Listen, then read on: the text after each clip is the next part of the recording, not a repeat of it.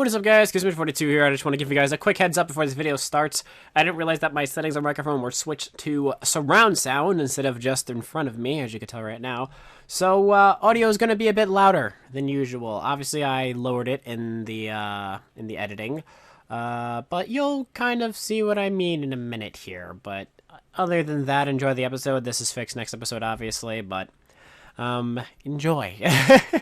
What is up, guys? Kuzmich42 here, and welcome back to some more Katawa Shoujo. It has been a while since we have posted a video on the channel of this game. Main reason being is because I've had the flu for the last week, which has been, oh, so beautiful to deal with. So that's why Katawa Shoujo hasn't been out. I didn't want to record an episode of this series with me, like, coughing and sniffling and, like, dying, considering I have to read. So I wanted to wait a little bit until we basically until I felt better to record this series. But yeah, so without further ado, we're just going to jump right in case you don't know what happened last episode. Last episode we were with Rin and Imi, if I remember correctly. And I believe we had lunch on the rooftop with them. Like I said, it's been a while for me too. It's been 2 weeks since I've recorded this series, but without further ado, let's get into this. Walking inside, I see there are about as many students here as there were on Tuesday. All the more evident from the almost total silence enveloping the room. Oh, Jesus. As I drop the books I had borrowed into the return slot in the counter, Yuko suddenly pops up from behind it, quite startled from the banging they make as they hit the trolley next to her. Ah, sorry, Yuko. Didn't mean to startle you. No, that's fine. It happens a lot. I'm used to it by now. Can I help you? It's okay, I think I know where everything is. Thanks anyway. I suppose I'll grab another book or two while I'm here. There's not much else to do, and after reading so much during my stay in the hospital, it's become a hard habit to break. I wander down to the fiction section towards the back of the library, scanning the bookshelves for anything that catches my eye. As I do, I look over to the corner where Hanako had been the last time I was here, not really expecting anything to come of it. Surprisingly, though, she's there, absorbed completely in a fairly thick book. I decide against intruding on her like last time and get back to finding reading material. After an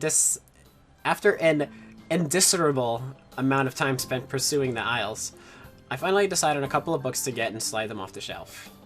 With a minimum of fuss, I quickly walk over to the counter, check out my books, and pop them into my bag as I walk out. By the time I leave the main building, sunset isn't too far away. A small trickle of students remain, but the majority have left, presumably to their homes and dorms. I guess I need to buy some supplies. I can't live off cafeteria food and eating out for my entire stay. As I leave for the gate, I make a few loud stretches to try and stave off the tiredness that accumulates over the week. After passing through and rounding the corner, though, I see a solitary figure walking downhill towards the small town below. The call of her hair and tapping of her cane are unmistakable.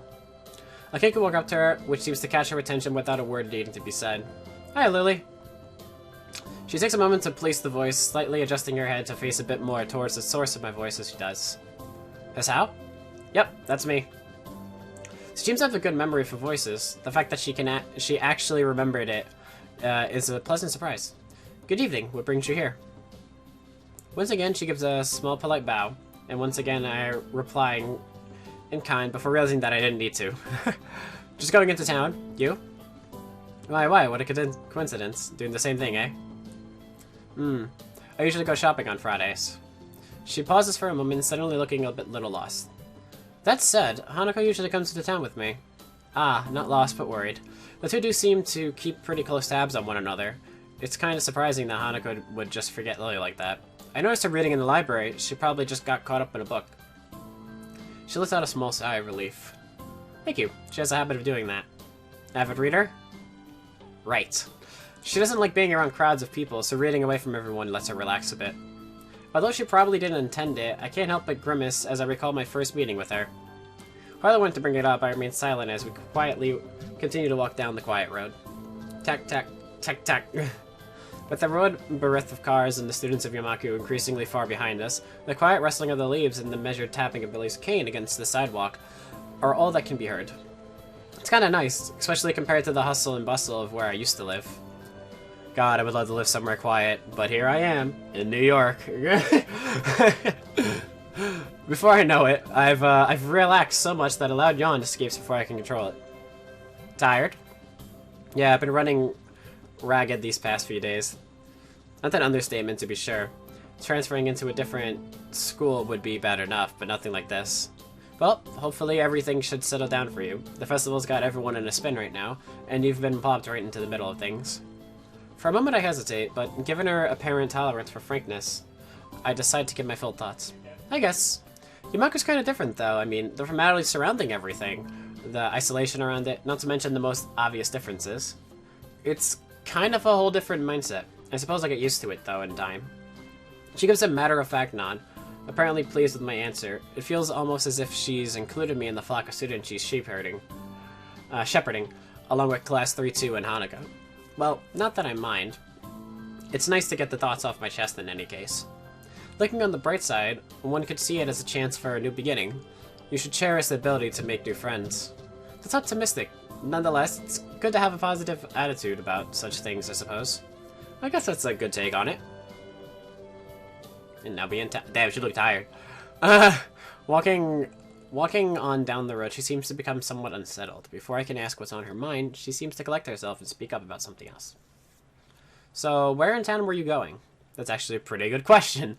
I'd come in to buy food, but the layout of the place is still totally foreign to me. I had intended to just wander around and see what I could find. But with sunset already approaching and nightfall not too far away, that doesn't seem very wise. I'm going to have to ask her for directions, again. I was just going to get some food, but now that you mention it, I don't really know the way. Well now, this is quite lucky. I was just about to go to the convenience store myself. Looks like I'll be in your care again, then. Thanks. Together we walk to the store, my pace is carefully slowed to remain beside her. Compared to my usual walking pace, hers is quite a bit slower. Not that it's without reason. After what couldn't be more than several minutes, I catch sight of our objective. This town really is pretty small. Without further ado, we make our way inside with a greeting from the counter.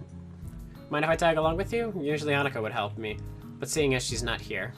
At this moment before I realize what she means, considering she wouldn't be able to read any of the labels, shopping without any help should be a big pain for her. That said, I can't shake the feeling that she'd had this idea since I said I was coming here. Sure, be my pleasure. I grab two well-used red baskets from the small stack beside the entrance, handing one to Lily. She lays it on the ground, putting her school bag in, retracting her cane and sliding it through the basket's handles before picking it back up in her right hand. Wait, if she doesn't use her cane... Before I can complete the thought, she comes beside me and pinches the cuff of my uniform in her slender fingers. Is this alright? Sure. I have no reason not to accept. I can think of worse things than shopping with the pretty girl holding onto me, even if it is out of necessity. We navigate our way through the store, with not one of the occasional passing customers seeming to bait an eyelid. To bat an eyelid, I don't know why I said bait. Just getting baited. Considering how close Yumaku is, I guess seeing students from there must be entirely normal for the local residents. As I reach each aisle, I quickly check with Lily and find out what she needs. I grab it along with what I'm looking for and put our items into their respective baskets. I guess it's the same routine she and Hanako follow every Friday. Right. All that's left is the bread, and that should be my shopping done. Do you need anything else, Lily? No, this should be everything. Off we go then. With a quick side trip to the bakery section, we make our way to the registers. The line, thankfully, is almost non-existent. It's not long before we both pay for our food and are out the door. Ooh, pretty. As Lily retrieves her cane and extends it to full length, I waste a minute looking upward at the night sky while holding both our bags. For a moment I try to make clouds with my breath, but the summer's heat doesn't seem to cooperate. Eventually, she's right herself, taking a quick stretch before taking her bag and leaving me to my two. You tired as well? The festival preparations have been complete chaos. She's doing breathing down my neck doesn't exactly help things either. Hey, she's only trying to get everything organized. Better now than later, right? I suppose. I'm going to enjoy relaxing in town tomorrow, that's for certain. I guess the festival preparations must be taking their toll on them. Both of them. We walk out into the quiet street, talking between ourselves as we carry our bags of food and supplies from the store. Wait, what's that? I notice a very distinctive figure making its way towards us, silhouetted by the street lamps. For a second, I think it's another male student from my class, but as he, or should I say she, gets close, I recognize her quick. It's Ren, isn't it? Yeah. Ren, what are you doing out here so late? Ren? Lily perks her head, looking like she's trying to focus on listening more keenly. It suddenly comes to me that I should probably interpret the scene for her. It's Ren. Suzuka, I think was her last name, from our school. She stiffens at the name and gives a complicated-looking expression. Something like a forced fusion of a composed smile and a painful grin. Ah, I understand. I guess Lily knows Rin too. Rin turns to look at us, looking terribly out of it. I'm not entirely sure if she recognizes either of us, or at least she doesn't acknowledge it if she does. She looks like a zombie, or a statue, or a statue of a zombie. But slowly, some symptoms of understanding seem to light in her dark eyes. This is something she must react to. Rin blinks once, very thoroughly. Hello. Dut, dut, dut. There is an awkward pause, everyone waiting for someone else to say something. What are you doing here this late? I was wondering about that myself too, just now. What? So people asked that just before. I assumed they were wondering the same. I didn't know, they didn't know either, I asked. That's why I'm wondering. So that's pretty much it. It's a murder mystery without a murder.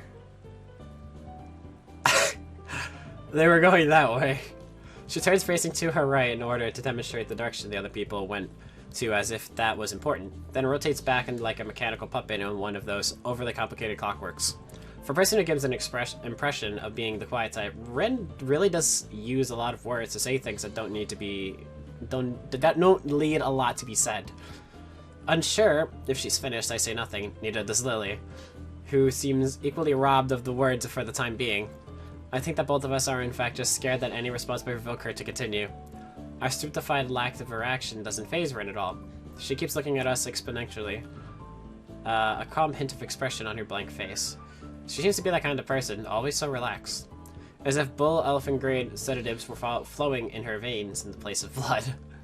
Do you have amnesia? I don't recall you having anything of the sort, though. No, I don't think that's it. The other passerbys were probably just worried, though. You do look really lost. The way you're standing in the middle of the street. Oh, I see. Maybe I should have taken some other kind of pose in that case. I pondered for a while whether I should chase this angle further or give up for the sake of my own sanity. I decide on the latter. It seems that most of the time, it's better to not read too deeply into what Rin is babbling about. Talking with Rin is like playing chess with a supercomputer who does seemingly completely random moves as if to mock everything you know about chess. It's like that except with human interactions. And even if I win, it feels like I'm losing. Damn, it's just like Kenji said. Even when I lose, I lose. Even when I win, I lose. Is this the power of the girls of Yumaku? I push the thought aside as too dangerous to consider further. It's probably just Kenji's anti-female propaganda getting to me during a moment of weakness. Yeah, maybe taking another pose might have worked. So anyway, you have no idea what you're doing here, right? She frowns, looking extremely displeased at either my question, its consequences, or the answer she's about to give. I do have some idea. I can't really tell you what kind of idea. Sounds like progress, at least. Lily sounds as if she spotted an opening for some kind of discernibly normal conversation. I can't say I share her optimism. Yes, there is some, definitely. The rest will come later. I'm sure of it. I always have reasons. The ensuing silence kills Lily's hopes all too visibly. That didn't last long. Excuse me. Rin's, as far as I can tell and based, assurances aside, what should be done? We could just leave her to her own devices, whatever those are, but it's late and I don't think we'll be getting any thanks if Rin is found standing in the middle of the night. Whoops, wrong button. Which she probably will, unless she manages to remember what she was doing here in the first place. As for me trying to guess what might have been going on in her mind when she decided to embark on this adventure, the chances seem to be on par with winning the lottery. Several times in a row. Lily is oddly quiet too. I'd appreciate some support from the sidelines here, especially if she is more familiar with Rin than I am. But it can't be helped. It seems her familiarity with Rin is exactly why she's staying subdued. So I assume you were going somewhere, not coming back to the school. Any idea where? Her eyes widen in shock and she jolts back in a somewhat artificial way, making it seem like an act rehearsed for situations like this. Are you a mind reader? Is that your disability? How unique? No. What? Why would you think that? You knew what I was doing. Oh my god, that face. It was just an educated guess. We walked the same street in the other direction, just before to get to the store. If you were going to school, we would have met you on the way. Oh. She looks a little disappointed. Like Kenji, Ren appears quick to jump to completely irrational conclusions. Maybe it's something in the water here. I make a mental note to stock up on soft drinks. You know, that is the second time this week that someone asked if I was a mind reader. Do I really give off that impression? Ren shrugs her shoulders, which is all the answer I get. You know, maybe you should come with us back to the school. Lily interjects just as I am about to further debunk my alleged mind-reading capabilities. She sounds rather concerned, the paper-thin smile on her face badly disguised that fact. Maybe she came to the same conclusion as I did, for everyone's sake. I decide to let the mind-reading topic drop, as it's entirely inane anyway. Yeah, Lily's right. If you can't remember, there's no point staying here. Rin considers this rather simple deduction for a moment, then nods. Okay. What? So confused. My brain. We start towards the school again. Like I said, I wasn't 100%. I'm like 90%. Out of the flu. We start towards the school again, having wasted way more time than necessary with this episode. Hey, same. 16 minutes is a nice wasted amount of time. Rin walks along the edge of the sidewalk in her arithmetic way, looking like a mix of a sleepwalker and rope dancer, while Lily keeps one hand on my shoulder, tapping at the ground with her cane. Tap, step, step, tap, tap, step, step, step. Apart from that and a few fragmented beginnings of conversation, it's quiet. Quite apart from... Wow, it's hard to read. Quite apart from the relaxing one into town at that. So how's the meal going? We're going to get bad luck. Never talk about works in progress. I'm sure it'll be wonderful. Bad luck. Tap, step, tap, step. She doesn't care to talk about it. Lily's politeness feels out of place for the first time. Step, step, step. The hill Yamaku's rests on top of is surprisingly steep, going uphill. We slow the pace, but I still feel my pulse rising and breathing getting heavier. Almost there, I can see the gates already. More than that, though, I notice that Lily's hand slightly tightens on my shoulder, interpreting it as a gesture that she wants to ask something. I speak up. Anything wrong, Lily? I resist the urge to say, aside from our traveling companion, but only just. For a moment, she seems to debate whether she should even bring it up, but goes for it anyway. Is everything alright? Alright? How do you mean? The fact I can't interpret her incredibly vague question puts her off for a second. It's just, you seem unusually tired, I guess. Now that she brings it up, I notice that my breathing is strangely heavy. The uphill walk has really done a job on me. Lily noticed it all too quickly.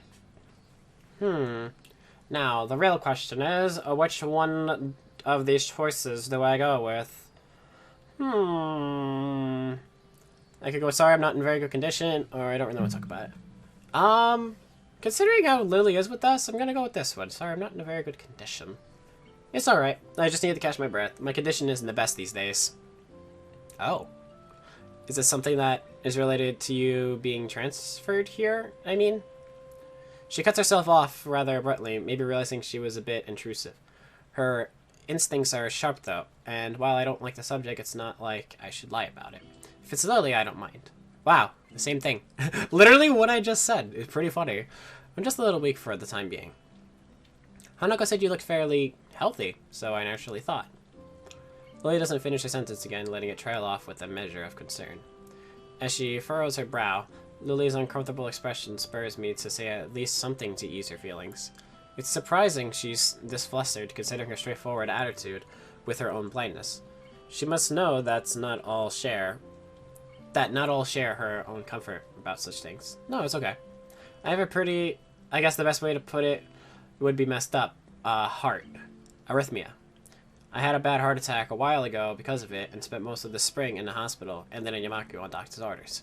She silently nods. Oh, wow, so we actually told her what we had. That's interesting. I was not expecting him to actually tell her what we had. So now only Rin and Lily know what we have. That's interesting. She silently nods her head in acknowledgement. My answer, though, only seems to make Lily furrow her brow even further. She doesn't seem to quite know how to react, given we don't really know each other that well. I can't really fault her for it, given I have the exact same reaction. To my surprise, in a moment's time, her face shows that she comes to some sort of realization. Wait, so the time when Emi and you collided in the hallway... I grimaced slightly, her ability to connect the dots quite so fast as unexpected. Yeah, I guess I'm a textbook example of why those rules about running in the corridors exist. That was a lot more dry than I had intended. Lily's visibly shies away from continuing the topic.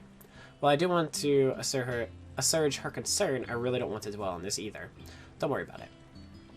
I try to offer a reassuring smile, but then I realize the futility of it. Without knowing this, Lily smiles at me reassuring, but doesn't say anything further. Okay, and you know what? I think we're going to end off right here. So we're back at the dorms, and we actually told her about the arrhythmia, which I'm interested in because I didn't know he was going to talk about that. Very interesting indeed. Alright, well, thank you guys so much for watching this episode of Katawa Shoujo. If you enjoyed, make sure to comment down below. If you're not subscribed, subscribe as well for more of this and all the other things that I do on this channel.